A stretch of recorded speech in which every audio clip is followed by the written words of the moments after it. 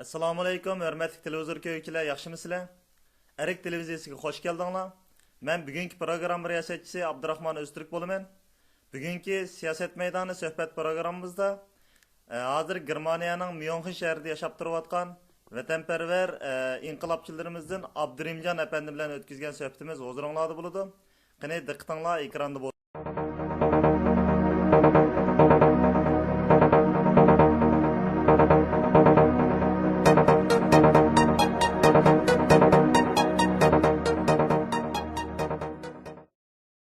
Siz aldı bilen televizor ko'ruvchilarimizga o'zingizni qisqacha bir tanishtirib o'tgan bo'lsangiz bo'ladi. Men 1964-yil 5-oyning 15-kuni Urumchi tug'ilgan.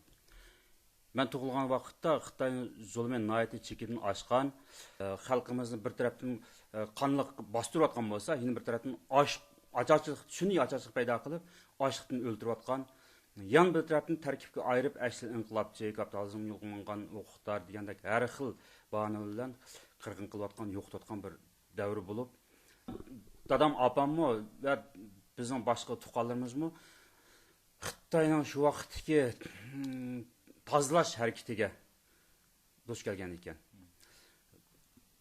1964-yil 6-oyda men tug'ilib uzun o'tmay, ya bir oydan keyin oilamiz surgun qilingan ekan janubga.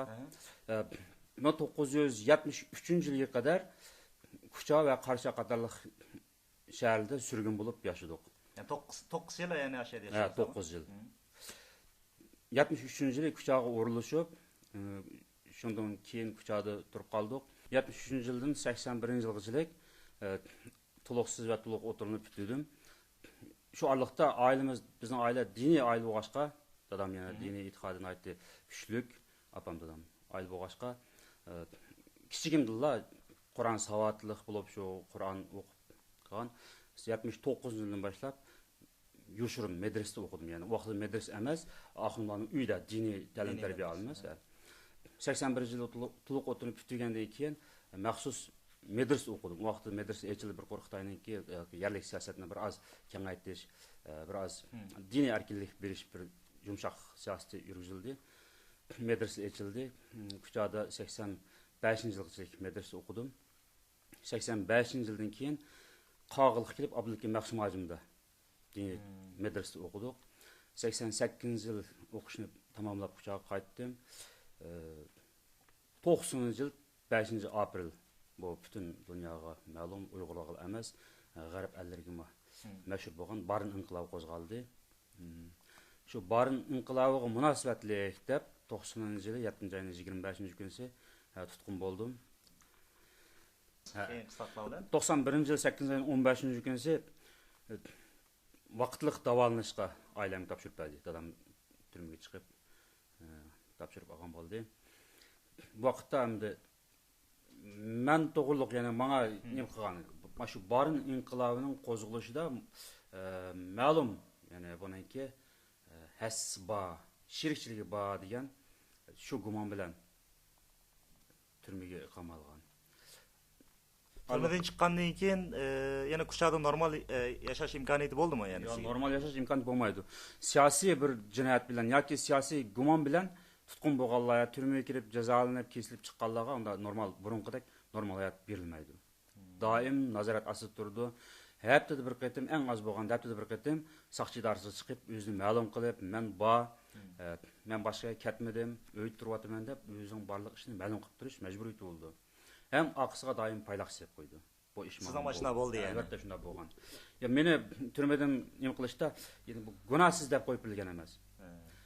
Birinchi menga bo'lgan gumon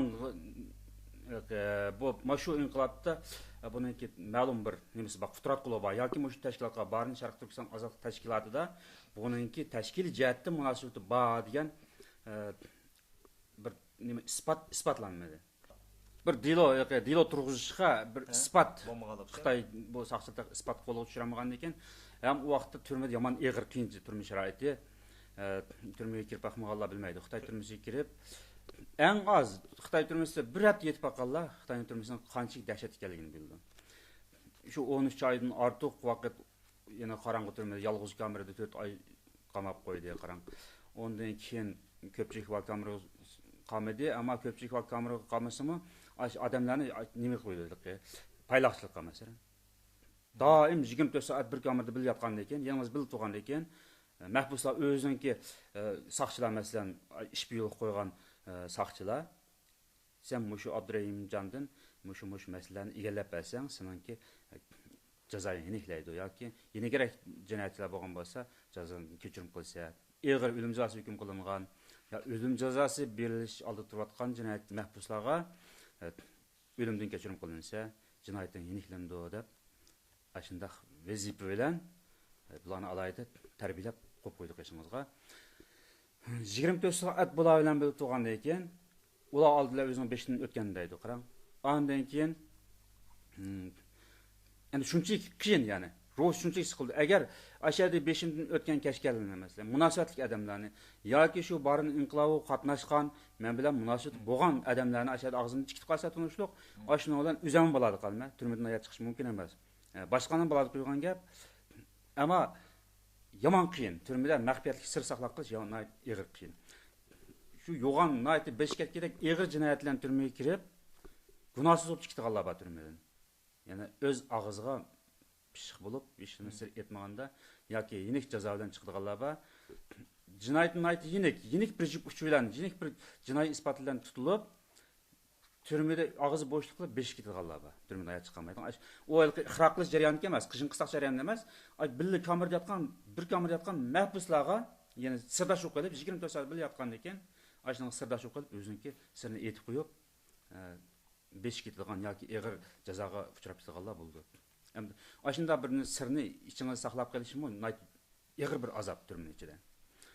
Xo'sh, andan keyin yemak ichmak masalasi, ozuqlash masalasi, kun ko'rish masalasi, halva almashtirish og'ir. Bir kunda shu bizga shu vaqtda beradigan tamoqning o'zi bir kunda 200 gram oshmaydi. 24 soat yeydigan tamoq 200 gram oshmaydigan tamoq berdi. Ichilgan usuzlikmi 1 litr yetmaydi bir kunda ichilgan.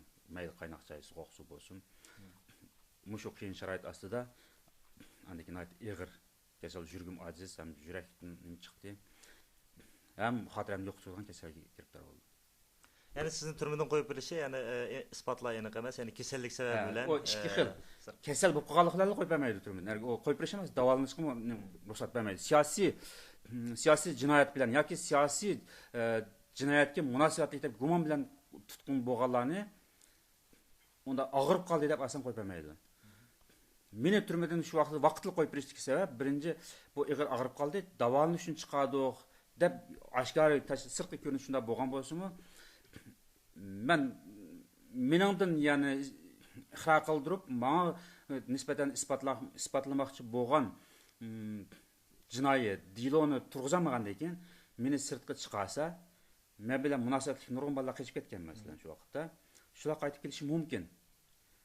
Yo'q bo'lmaydi, men hech qanday bir jinoyatim bo'lmagan holatda meni turmaga solib shunda og'ir qiyin qisqa qilib qilgandan keyin meni turmadan qo'yib bergan chaqda men bir o'chilish tarpiga menishi mumkin. Buni hammani o'ylaydi. Hech bo'lmaganda men shu vaqtda masalan uni nurg'un bolalar qildi shunda ishni. Hech jinoyati yo'q, gumon bilan tutilib, yo'q bo'lmaydi. Kichik bir masalan bir inqilobga qatnashgan bolalar bilan ijtimoiy munosabat qilgan yoki bir xat aloqa qilib qolgan mundaq bolalarni soldi masalan. Ashlarni 6 oy 1 yil solab qo'yib bergandan keyin ular chiqib andan keyin o'chilish tarafiga o'tdi. Men nima uchun hech qanday bir gunohim bo'lmasa, meni nima uchun turmaga solib bu qadar meni qiyin qisqa qilib, meni ruhiy azob qildi, jismoniy ruhiy azob qildi deb shuning bilan o'chilish tarafiga o'tdi. Turmadan shunchalik yakanga yaqin chiqsang shuncha qilishanda o'chilish tarafiga o'tdi. Mening shundaq bir munosabatlar bilan asosan qo'yib deb o'ylayman. U faqatla meni og'irib qolgan, salomatligim yaxshi bo'lmaganlikdan emas. Vaqtliq davolansan dedi, hada 8 oyning 91-yil 8 oyning 15-kunisi oilamga topshirildim. Davolanib yerlik tibobat nimalar asosliq men o doktorxonada davolanmadim. Doktorxonada ba'zi o'qilib qo'ydigan har xil ishlar bo'ldi. Asosliq yerlik tibobat usuli bilan davolanib 8 oy turdim. Degandek, shu meni qo'yib berish nimasida saqchilar kutganga o'xshashlar. Men 8 oyning 15-kuni turmadan chiqdim. 8 oyning 18-kuni 3 kun ichida bolalar kelib bo'lib qochib ketgan bolalar. Ishga shiyan qochib ketgan bolalar bor. Ürümchida yoshirib qochib yurgan bolalar bor.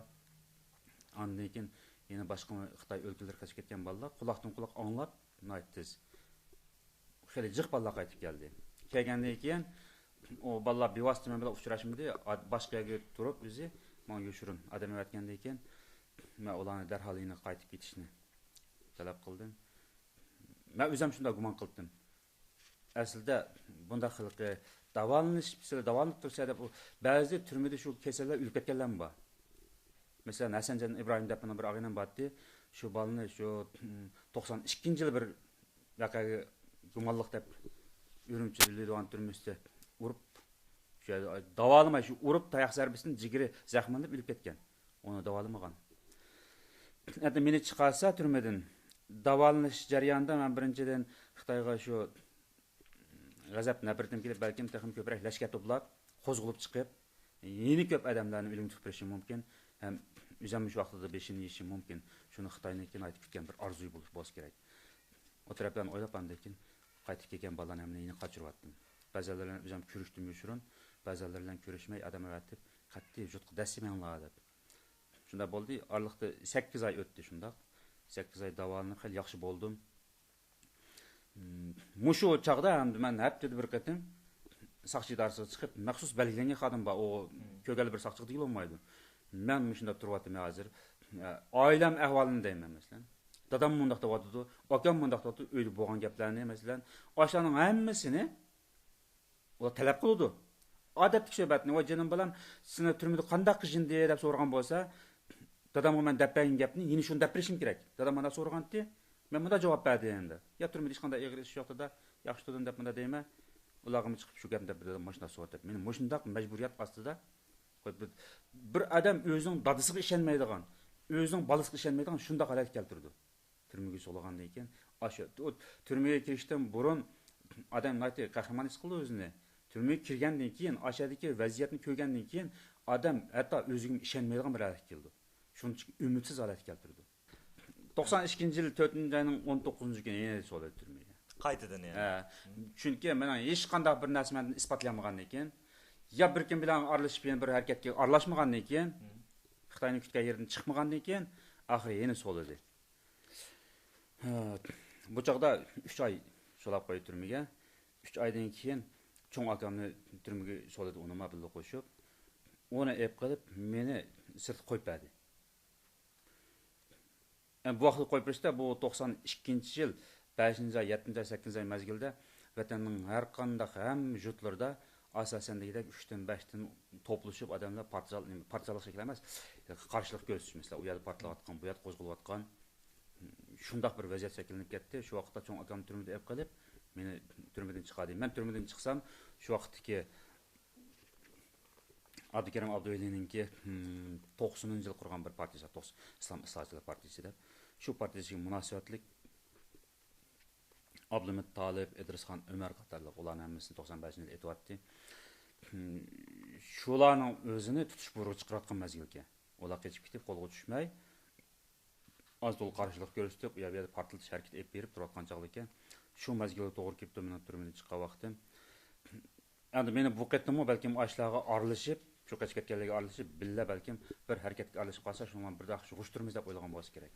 Bu qatim chiqqandan keyin men hech qanday aralashmay, yana hech kim bilan tanishmay, tish tug'an bo'ldim. Hech kimga aralashmadim haqiqatan. Hatto Abdulmit Talib ko'rishimiz deb adamatga ondan ko'rishmagandim. Bo'lmaydi ko'rishmayman deb. Andan keyin 93-yil 8-oyning 26-kuni men oxir jutni olib ketgan vaqtim. Bu vaqtchilik zot aman qo'ymadi. Ya tijorat oqmaydi. Qarang, bizlar hech kim tijorat qilmaydi. Munosabatni o'zida qilib. Burun biz normal vaqtda Xitoyga qarshi chiqmagan, tinch chaqda biz tijorat qilsak boshqalardan masalan biz sotgan narsani boshqalardan qimmatroq oladi.